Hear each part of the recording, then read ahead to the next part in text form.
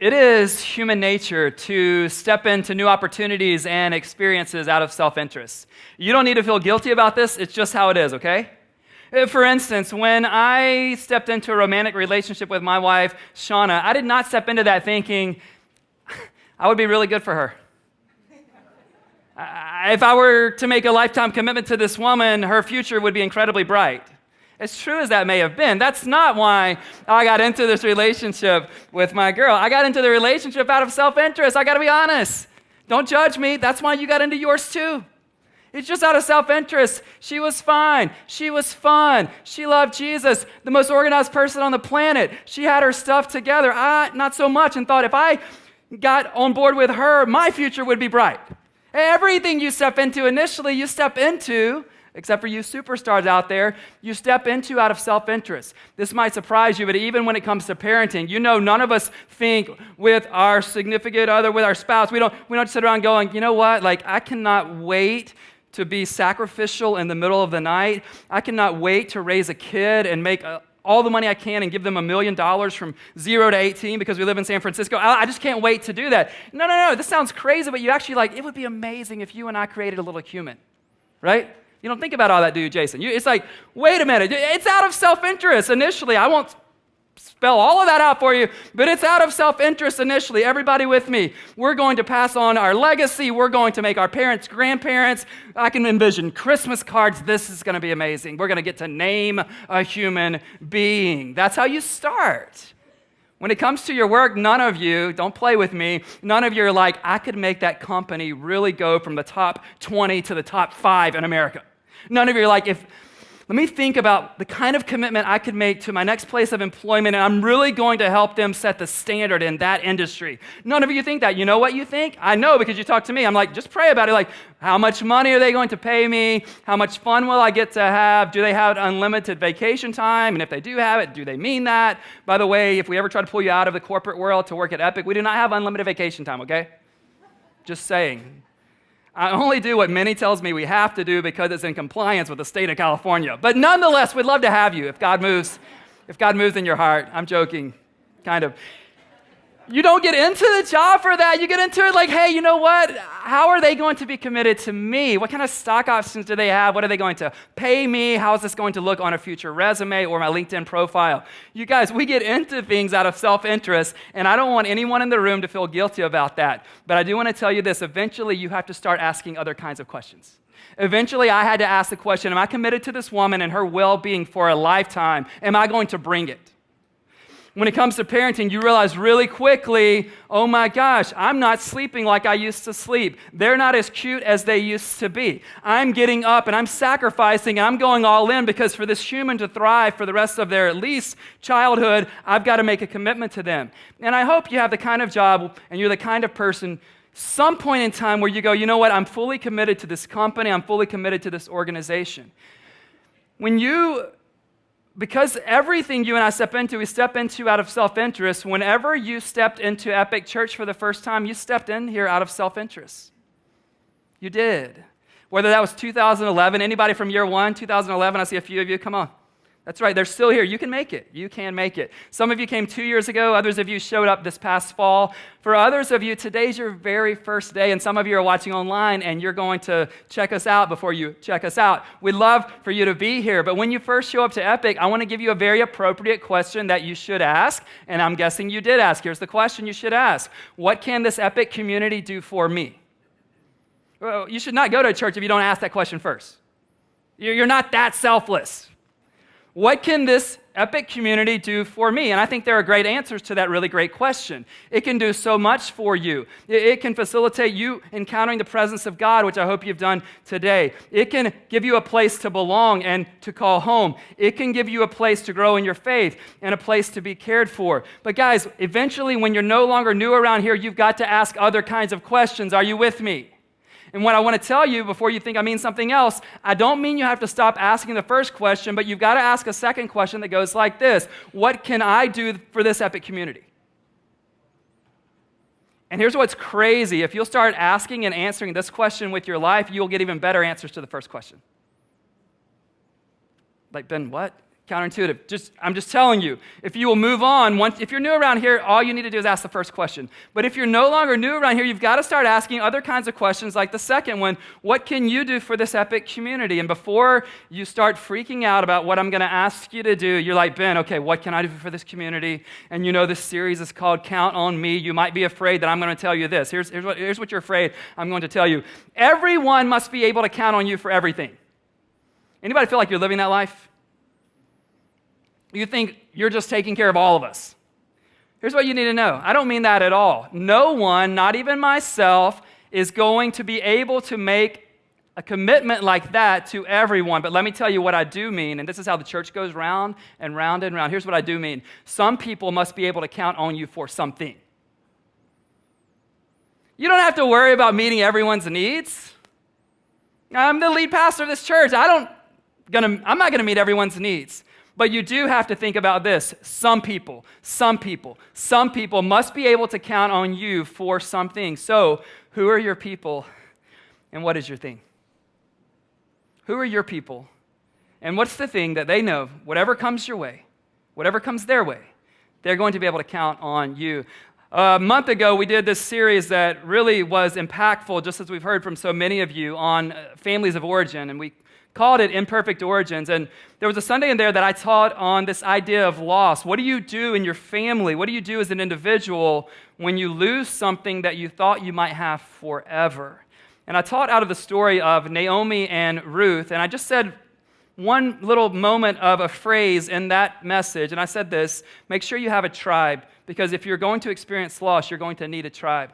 What I want to do today is expound on the story of Naomi and Ruth, and I want to expound on the concept of a tribe in a message I'm calling Build Your Tribe. Build Your Tribe. If you have a Bible or you've got the Epic app or some other Bible app, we're in Ruth chapter 1, starting in verse 6 through 18. In just a moment, I'll ask you to stand, but let me paint the picture for us that we're walking into, because somebody slept between last year and this year. Anybody? It was a month ago, but it's a whole new year, Ben. So here's the story that I want to give you the context for, and then we'll walk into it. Naomi lives in Bethlehem with her husband, and they have 2 sons. A famine comes to Bethlehem, so they move to the country of Moab. While they're there in Moab, both of their sons marry Moabite women, one named Orpah, another named Ruth. Her husband dies, Naomi's husband dies. 10 years after they've been there, her 2 sons die. And Naomi, it says, was left without. She was left without a husband. She was left without children. She only was left with 2 daughters-in-law, one named Orpah, the other named Ruth. And there's a reason why this book that we're talking about this morning is not called Orpah. Stand up and let's see why it's called Ruth and not Orpah. By the way, when we get to Orpah's part of the story, Ruth's part is more dynamic, but Orpah doesn't do anything wrong, okay? Let her off the hook. But it's Ruth for a reason. Verse 6, when Naomi heard in Moab, remember they're still away from Bethlehem, that the Lord had come to the aid of his people by providing food for them, she and her daughters-in-law prepared to return home from there. With her 2 daughters-in-law, she left the place where she had been living and set out on the road that would take them back to the land of Judah. Then Naomi said to her 2 daughters-in-law, go back, each of you, to your mother's home. May the Lord show you kindness as you have shown kindness to your dead husbands and to me. May the Lord grant that each of you will find rest in the home of another husband. Then she kissed them goodbye, and they wept aloud and said to her, we will not go back with you. We will go back with you to your people. But Naomi said, return home, my daughters. Why would you come with me? Am I going to have more sons who could become your husbands? Return home, my daughters. I am too old to have another husband. Even if I thought there was still hope for me, even if I had a husband tonight and then gave birth to sons, would you wait until they grew up? Would you remain unmarried for them? No, my daughters. It is more bitter for me than for you, because the Lord's hand has turned against me. At this, they wept aloud again. Then Orpah kissed her mother-in-law goodbye. That's why it's not called Orpah. But Ruth clung to her. Look, said Naomi, your sister-in-law is going back with her people and her gods. Go back with her. But Ruth replied, don't urge me to leave you or to turn back from you. Where you go, I will go, and where you stay, I will stay. Your people will be my people, your God, my God. Where you die, I will die, and there I will be buried. May the Lord deal with me, be it ever so severely, if even death separates you and me. When Naomi realized that Ruth was determined to go with her, She stopped urging her. Is there a tribe of people who know that you're determined to go with them, whatever comes their way? Be seated and let's figure out how we're going to build our tribe. In a tribe, commitment is mutual. In a tribe, commitment is mutual. It's reciprocal. It's back and forth. And this is really important to distinguish because a lot of the relationships that you and I are called to have in our lives are one-way relationships. Anybody feel like you're in some one-way relationships? We all should have them. Jesus said we need to love people who won't love us back. We need to give to people who won't give back, right? We need to do things for people, not expecting anything in return. We're called to have those kinds of relationships. I have and you have probably a number of one-way relationships in our lives. That's the way it's supposed to be. However, that's not the way it's to be within a tribe. I have a one-way relationship with a lot of people in our church community. That's what I think God's called me to. That's my job. It is okay. Our staff is depending on me to lead them. I'm not depending on them to lead me. It's my job.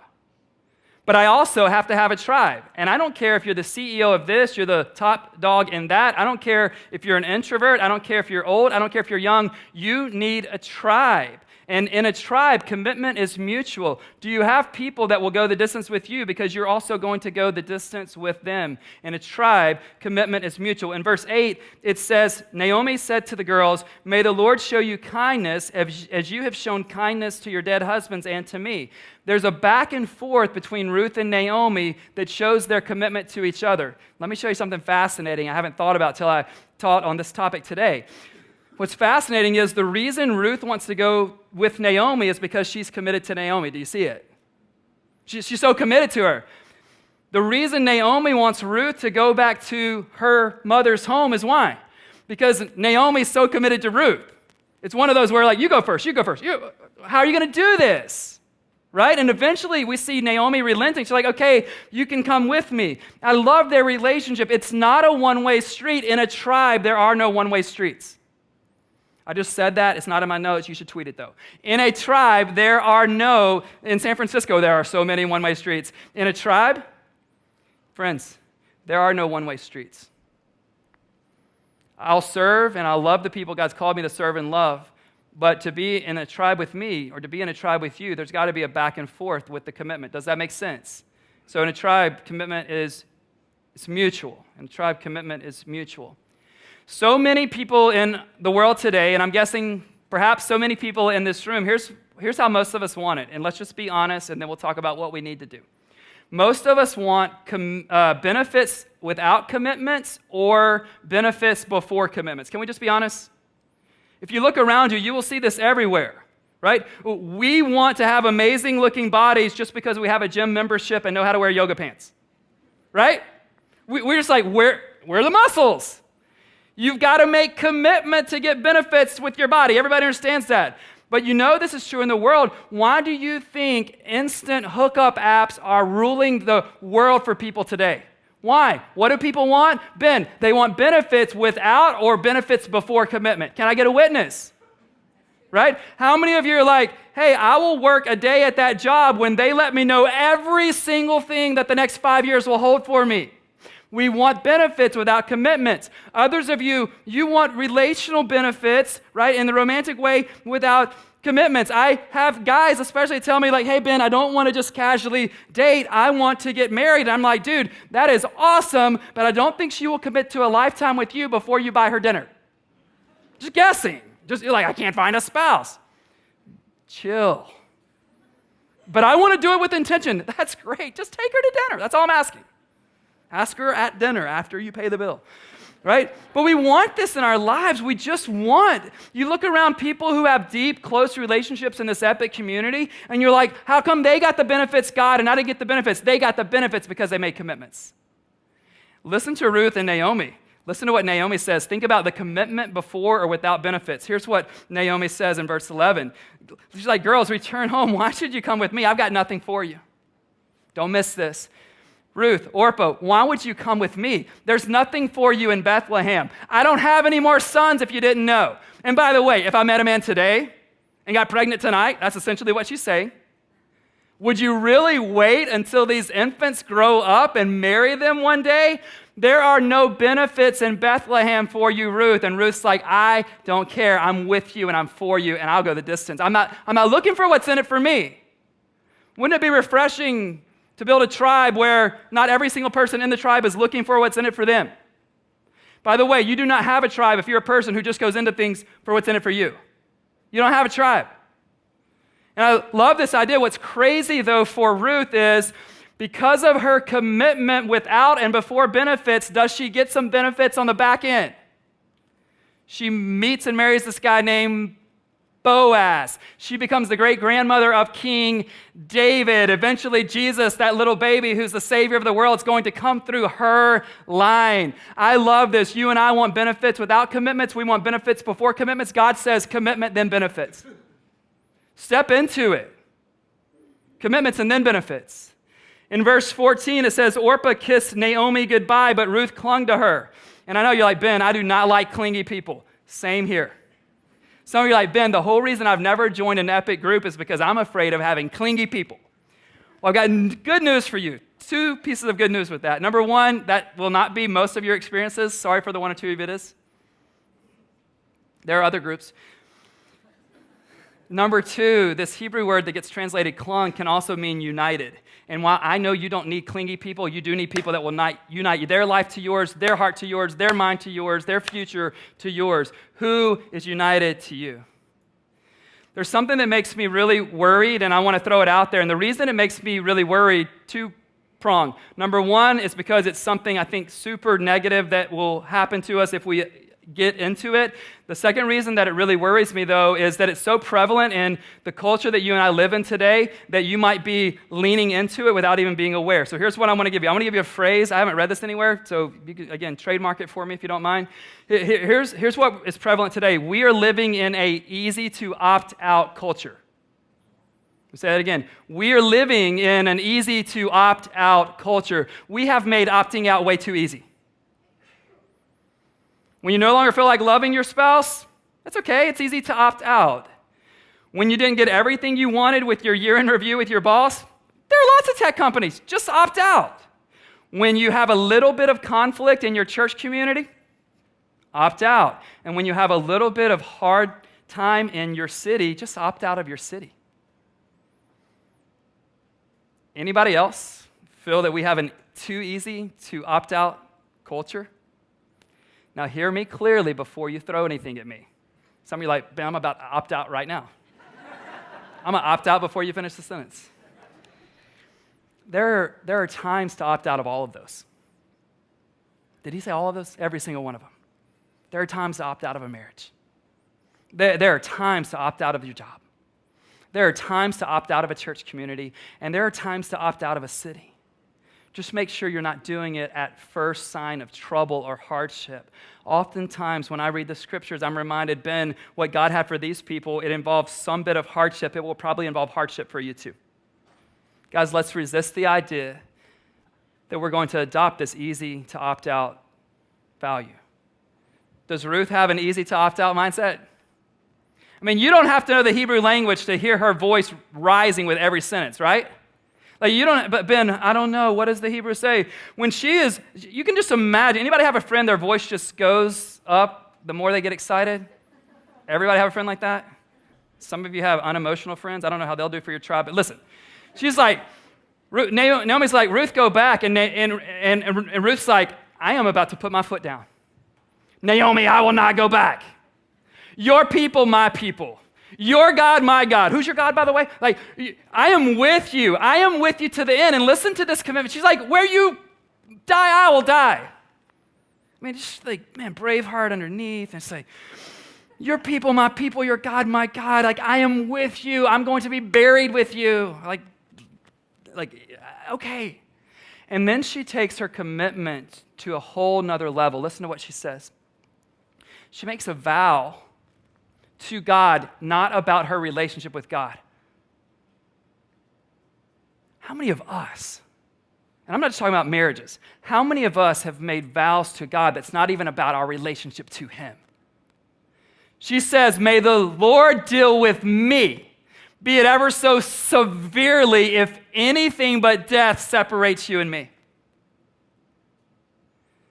Everybody's like, wow, when I made my vows at my wedding, I didn't know it was really a thing till death do us part. She's like, I'm in all the way.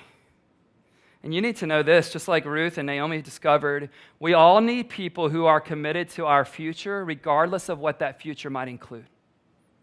Let me say it again.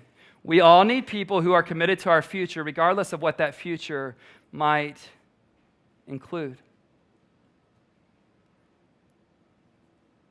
Ruth let Naomi know what you and I need to let some people in our lives know. Whatever happens, I am with you. Whatever happens, you can count on me. Now, don't miss this. Does Ruth make this promise to everyone? You can't make this promise to everyone, but you can to your tribe. She makes this promise, like, I am in. Whatever's ahead, Ruth, I am so in. I am with you all the way. We all need people who are committed to our future, regardless of what that future might include. You know why you need people that are committed to you, regardless of what's ahead? Because, friend, you already have enough people committed to you if things are going to be easy and there's something in it for them. Imagine if I told you today, hey, I need you to go find 5 people this week that are committed to you as long as your life is easy and something's in it for them. That's not hard to find. We can do it without leaving this room. But you need people who are committed to you when it's not easy and when there's no longer anything in it for them. It's a tribe, so it will be back and forth. There will be times they will be down and you will be the one giving to them when there's nothing in it for you. But is there a group of people who can count on you? No matter what's ahead for them, they know that you're in their corner. And let me tell you something that we've all experienced, but sometimes we forget. A lot of times the people that were in our corner when things were going well, we thought they were lifers. But something changed, right? Every one of us in this room has said, I thought we would have been friends longer. But when I changed jobs, or when I got out of the relationship, or when I left that city, they opted out. How do you know when you have a tribe? Like, okay, Ben, I want to build my tribe. How will I know when I actually have one? You'll know you have a tribe when they show up at your home without telling you they're coming. Like, Ben, it's 2020. We live in the city. I know, they will. I mean, they may be hanging out with your concierge till you show up, but nonetheless, you know you have a tribe when your dryer goes out and you assume they will let you use their dryer. This happened for our family back in December, and the reason it's a big deal is because this person is single and there are 6 of us.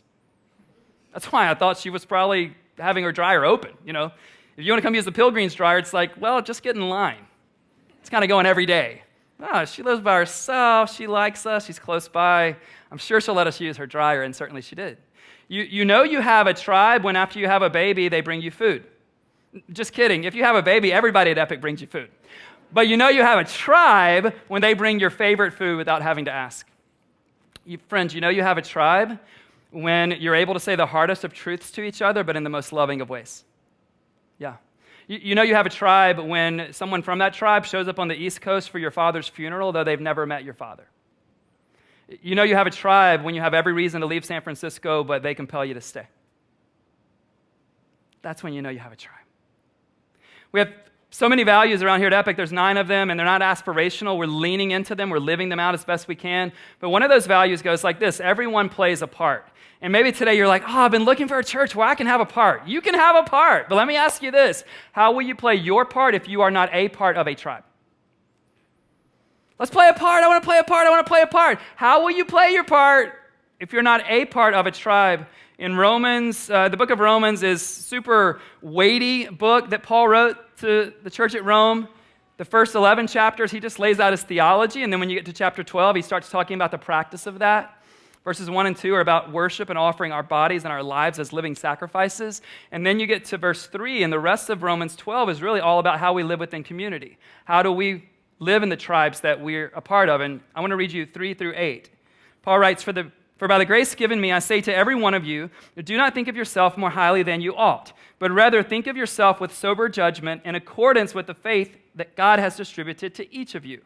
For just as each one of us has one body with many members, and these members do not all have the same function, so in Christ we, though many, form one body, and each member belongs to all the others. We have different gifts according to the grace given to each of us. If your gift is prophesying, then prophesy in accordance with your faith.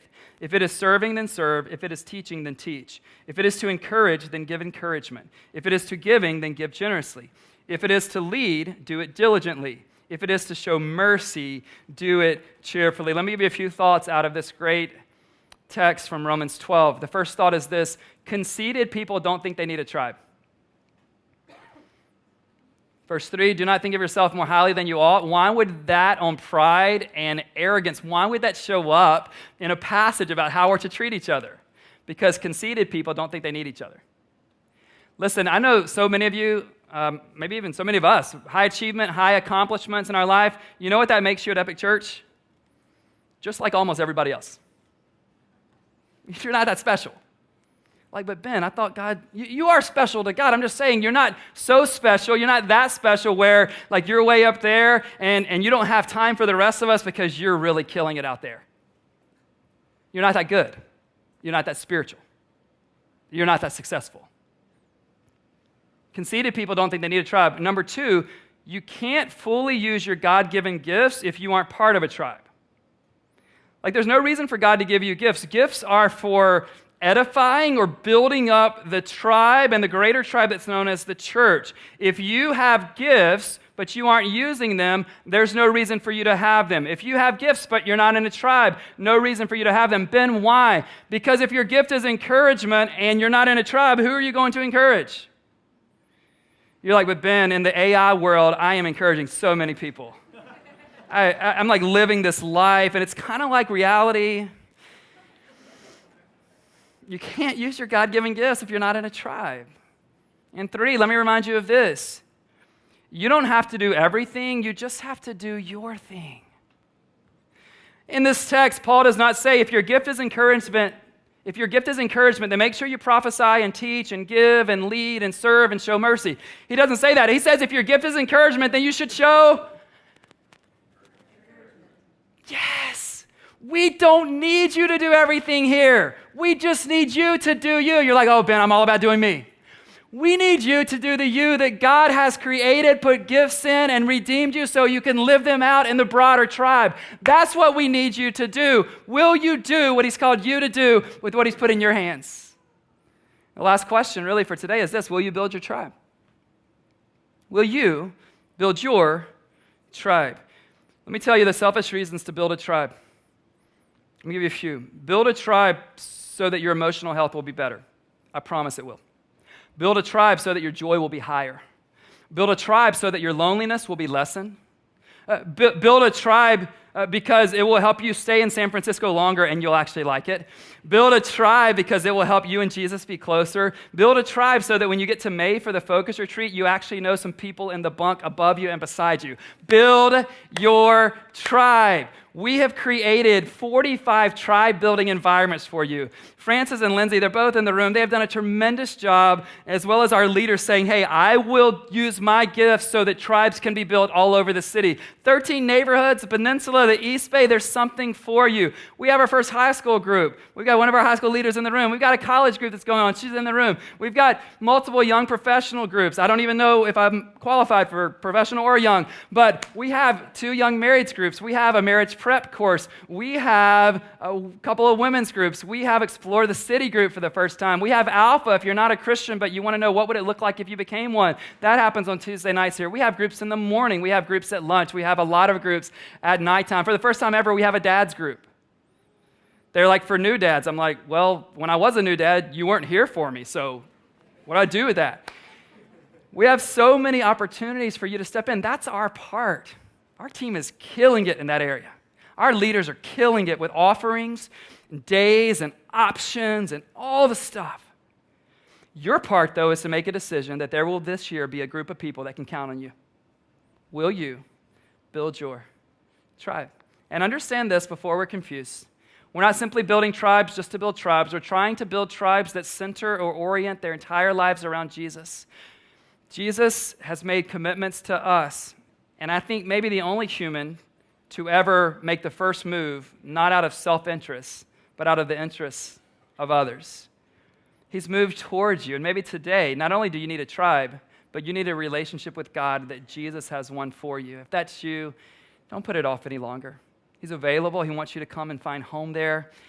And then he wants to put you in a tribe where that faith can begin to blossom and flourish and grow. Will you build your tribe? Let's pray.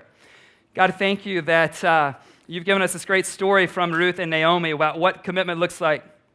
God, may we not be the kind of people who are just in it when it's easy or just in it for ourselves.